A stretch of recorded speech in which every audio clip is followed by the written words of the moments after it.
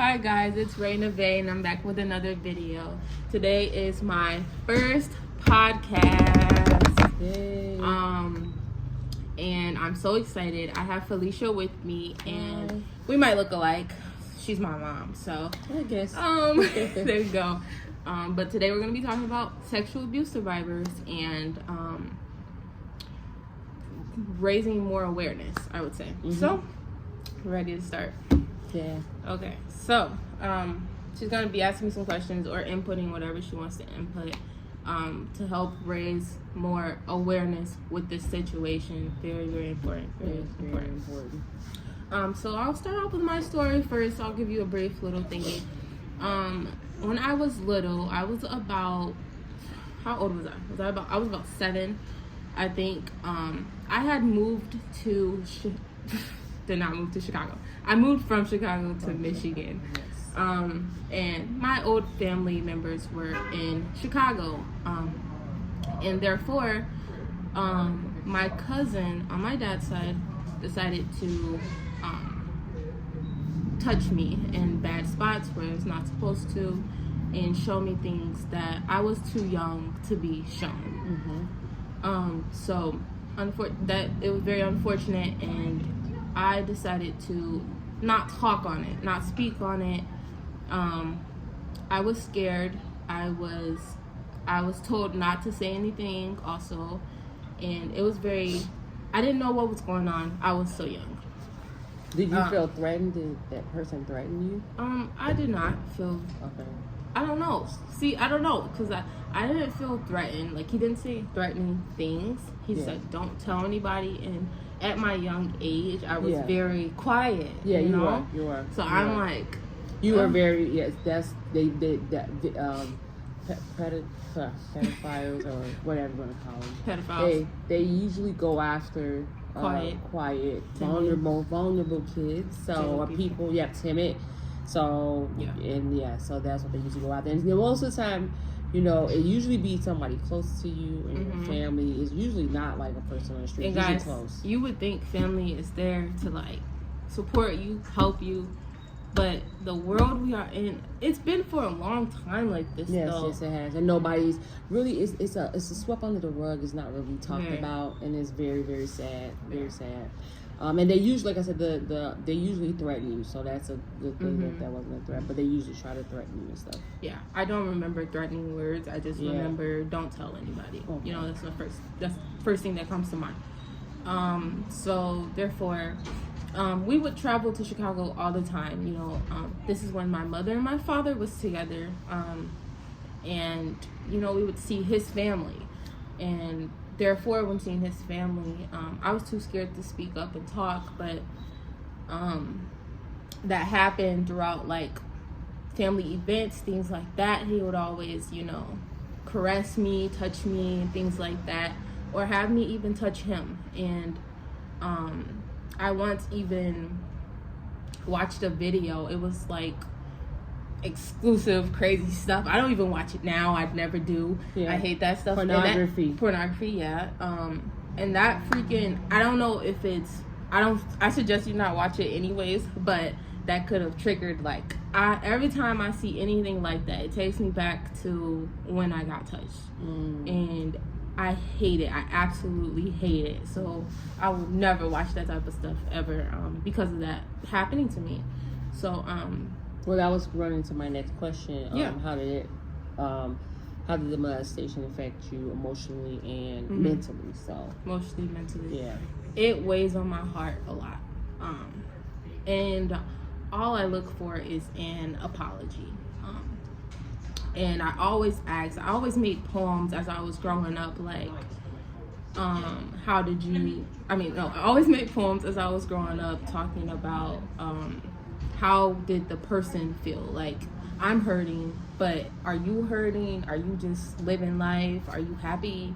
Like, I just want an apology. Right, to go with that, sometimes most people that do the molestation to the victims, they are usually people that have been hurt themselves. And it's very sad, and it's very unfortunate. They haven't hurt themselves and they're hurting, especially when they're growing up as kids. doing that. Now, when you're an adult, that's kind of different. You know better. You do better. But when you're a kid and you're just, because this person wasn't like a full adult. They probably was walking into their teenage years or whatever. Yeah, he's teenager. So, and it's very unfortunate that usually they've been touched themselves. And now I feel sorry for everybody. It's a trickle down effect. I would say a generational curse when you just but it keeps going because nobody will talk about it. And I always talk about things with my kids, all of them. We talk. We don't play. We sit down. We talk. So yeah. So he wasn't. And it's not that he probably was hurting also. Just to say that. Yeah, and emotionally, like I just wanted an apology. That's the main thing I've wanted. And I always thought like my poems were always about like I just wish I could talk to you one day and ask you like, did you mean it? Like, why? I just want to know a why because it's very important to know why. Like, why did you do this thing? What happened to you for you to do this to me? Yes. I always wonder that, and so I'll tell you how my parents found out about this. Unfortunately, I did not tell them first. I was too scared, too quiet. I didn't see my cousin all the time. Once again, I saw him. It was going on for about 3-4 years, but I saw him every time I went to Chicago. So somebody else in my family, I told them because I had to let it out. I told them, and they told people as it got around to my parents. So it got around to my parents. They talked to me, things like that. But unfortunately, my father, he did not act on what was told. He actually thought I was lying. So that was very heartbreaking to me. I was freaking like. Well, sick person, like, sorry. Some people will think that you're lying when they don't have any, when they're doing things that's not appropriate. I'm just trying to say that. So they will say that. And this is for anybody out there going through anything like this, going through anything where people thinking you're lying, they're not listening to you. You don't deserve that. You deserve to stand up and you need to speak your truth. I've waited too long to speak my truth. You need to speak your truth. And you can contact people. I wish we had something on the screen too. You can contact me. I'm actually a mandated reporter, so you can contact us. I will try my best to get you some help.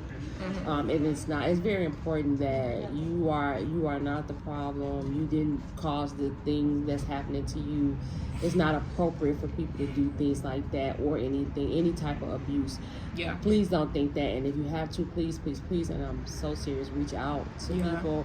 And people get mad at stuff like this, like when we're making awareness of things like this. You can't. Why are you mad at something like this world has turned so sad. I'm praying for everybody in the world. We need more people motivating and like putting things out that this stuff is not okay. Because that's the only way it's going to change. It's the only way it's going to change if you start talking about it. Me and my kids, we sit down, we have sessions, we talk. I do one-on-one sessions. I do different type of sessions about any and everything. Yeah. You know what I'm saying? It's not every day we do it, but most of the time I sit them down, I talk because I messed up with her and I will not do it again if I can help it. Yes. So during that period, as you know, my mom knew, she tried her best to keep me away from the problem, the situation. My mom and dad were still together, so she tried her best to keep me away from that person, and I didn't see him again very very long time. So you was an adult, really? Yeah, an adult. So I tried to keep the peace. Like I don't know. I don't know if it's like a victim type of feeling, but I tried my best to just keep peace. I just never want to see this person again. But within doing that, I felt like I was letting down so many other people. What if this person has kids and he's still this way and he's doing this to his kids, bro? Why? I should have spoken up and I could have prevented something. Who knows, even with my father decided, with knowing that, my father decided to do something to me also. So I was like, what the heck? Why? So all my life I'm like, Why? Hurt people. So, and that's so serious. Hurt people. Yeah. And they may smile in your face and they look good outside, even in the church world. Hey, I'm a pastor, I'm a deacon, I go to church, and I'm not trying to say just all church people, but people that, even those people. Some people, they may look good outside and you like, oh, they're doing so good. Social media, all that stuff that they be on, that stuff is on. Sometimes it's like, yeah. I'm gonna say you never know what somebody is going through. Yeah. You never know, like, you could see that person, walking with their head up, but sometimes they could be, I don't know, you could see an angel walking is what I'm saying, and they're not. They're a shapeshifter or something. Yeah. And it's freaking crazy, because we actually have those, and I will make another video about that. You don't know about that, like shapeshifters and stuff, but that stuff is real. But anyway. And to back up and say, about when we found out about it, I know people are gonna say, well, why I didn't confront the person either, but me and my ex-husband, we were talking, and it was more like, putting the blame on other things. Other people know this didn't happen, so me and him was going back and forth, and I myself feel like I let my daughter down because we didn't even come out with it, but I, like I said, hurt people, and people have their own issues and their own stuff that they're dealing with, so they don't want to confront other stuff or make things noticeable, because they're saying, hey, if I make this noticeable about that person, they might be exposed. That's what my thought was. But I too made the mistake of not, exposing or confronting or talking to the person's mom and everything that should have been done. But it's okay, things happen, and we're getting on the right track now. Yeah, this is basically, I feel like a survivor should always tell their truth. I don't care what time, when it was. It could be 50 years ago. Tell your truth. There's a whole bunch of kids coming, guys. It might be loud, but tell your truth, because it what does it do? It helps you, like, heal. Release it and heal. It helps you heal and forgive and heal, because the forgiveness, you have to forgive. Yep. And I know it's hard, but forgiveness is not only for that person. It's not for that person. You pray for that person or whatever, but forgiveness is for you in your heart, because you can be bitter, angry, and stuff like that. I know I've been called bitter, angry. She's angry, she's bitter. Okay. So, okay. So, but like, it's forgiveness is for you, so you can heal and be better. Yeah. So. Yeah. Yeah. So a survivor should always tell the truth, no matter what. And I do forgive. I have forgiven the situation of my dad and my cousin. But it's very unfortunate that happened. And nobody but me kind of deals with that. So therefore, all my years of trying to recover from this situation, I'm like, I want to come out with this, like, so bad. Not just for me, though. This is not for me. This is for other people to see and understand, to not wait. Don't wait. Awareness. Don't wait till if something happens, some little touch, you feel uncomfortable, you better tell somebody right away. Don't be scared. Don't be scared of whatever they say to you. Just tell somebody. Tell whoever you trust, and pray that they will, help you through it. But that was the next question. Did you seek any professional help or therapy? And did you have support system? And who was your support system during or after? I did not go to therapy or anything. The time you did go, you didn't say anything. Yeah, the time I did go, I didn't even speak on it, because I'll start crying and all this other stuff, and I was like, I don't want to do all that. I actually didn't do that, but my support was my journal. I just wrote in my journal though, all the time. I was like, I'm just gonna write in my journal. And even though my father, he didn't want me to anymore, he was like, you don't need to do that. People's gonna find out, all this other stuff. And it's just very I lost that father figure, basically. But other than that, my therapy was my journal. I love my journal. We will, at the end of the video, we will also talk about how if you are a survivor, what things you can do to help you. Mm-hmm. But yeah. So that was your Okay, and your support. Okay. Yeah, that was my support system. Okay. Gospel music. Mm-hmm. God, very, very, very supportive. Always. What about any long-term or immediate psychological effects? What do you think about that? Mental health issues. Okay. Yeah, I know. So, what I'm gonna say is, if you've been through something like that, you're always on standby. I have siblings. I have little sisters. Anybody. I see anybody walk in, I'm like, what are they doing? You know, like, what the heck? Like, no, I'm like, what are they doing? Like, they have a kid. Why are they carrying them that way? I don't know. I just be like, cause keep your distance. Like, I don't know, because who knows what you're doing to that kid. And it's and me being a parent, I do too. It's like, now I'm like all over things, like asking questions, getting up in the middle of the night, looking in rooms, making sure everybody good. Like, I'm on top of it. I try to keep my sister with me. I tell my sisters all the time, and my brother. I tell my brother too, because men do it to men. Yes. Women do it to women. Yes. Like, it don't matter. This world is just this world. Like, yes, bro. So I like always think different now. I'm grateful for that. Like, thinking like nothing will happen to my kids, because I'm on standby. I pray that nothing happens to them. Yep, I pray that nothing happens to them, because things happen, but like, bro, like, I don't even know. But so I'm gonna say I always just look at people a little bit differently. I watch their hands. I watch their hands very, like, they grab me. So I'm watching every type of hand.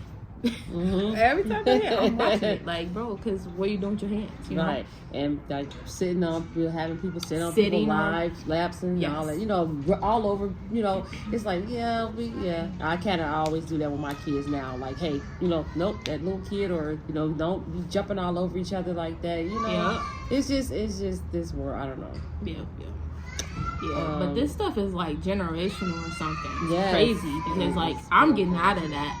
It's a baby crying, guys. That's okay. Aw. Okay, but and also addressing the victim blaming, and the stigma of, like, it didn't happen, you're lying and stuff like that. People thinking, like, get your dad, like, what I'm saying, that's not true. Like, and how do you address that, like, as a victim? Like, a few times I got angry. Like, I was like, bro, what? Like, what do you mean I'm lying? Why would I lie about that? Like, what would be the reason for a person, a little kid, growing up, to lie about that? Like, a little kid, I see if you possibly get into the adult stage, maybe, but like a kid saying that type of stuff, you should investigate for one. And then when you don't investigate, it's like, why are we not investigating this? Why are we not talking to people, police, I don't know, somebody. So I had to learn my father. But like, anybody who does tell me like I'm lying or something, I kind of just don't think about it really. I just put it off. Like, this is just the devil, bro. Like, just get out my ear, because I want to help people. Right, because this isn't really about you. And I mean, it is about you, but like, you've been through it. You're an adult. Yeah, this actually helps my heart. It helps me feel relieved, like, okay, to help the next person. Like, let me keep sharing awareness. But I told my brief story, like, I've never said this. I've never actually came out with, certain things. I did do something once, and somehow the blame fell on my dad, and that's it, and it kind of made me like, maybe I should actually, I just want to tell my truth. It was not just my father. It was my cousin and my father. So, it's two. It's horrible. Sorry. I feel like a failure, but I know. I can't be everywhere. At the same time, I'm working. I'm a mother. I'm doing so many things. I was a wife. I kind of been having to get closure and healing myself, because I was literally blaming myself. And I can't do that to myself, and you know, so I know it's just, oh my God, it's not my fault all the time. Yeah, I feel a certain type of way, but I know that I didn't, you know, I would never wish this on my daughter or nobody else's child. So. Another thing I can say is, if you're a survivor and you want to contact that person, you know what I mean? Like, you want to talk to that person. How do I say this? I tried that. But that was good. I think you did a really good job by saying, hey, I know what you did, blah, blah, blah. And then that person didn't respond after that. I was also thinking, like, should you even do that as a survivor? Like, do they actually care about what you But you know what? But I'm going to tell you something. But to let them know, look, I ain't forgot. And I know what you did. Yeah. And you gonna, if you don't pay now, it's okay. You will pay later. Yeah. Like, you can't do things to people and you ain't accountable. Yeah. That's one of the, okay, we coming up on it, the advocacy and awareness. Making people, holding people accountable for what they do. Yeah. You know, that's just, sure. I don't know.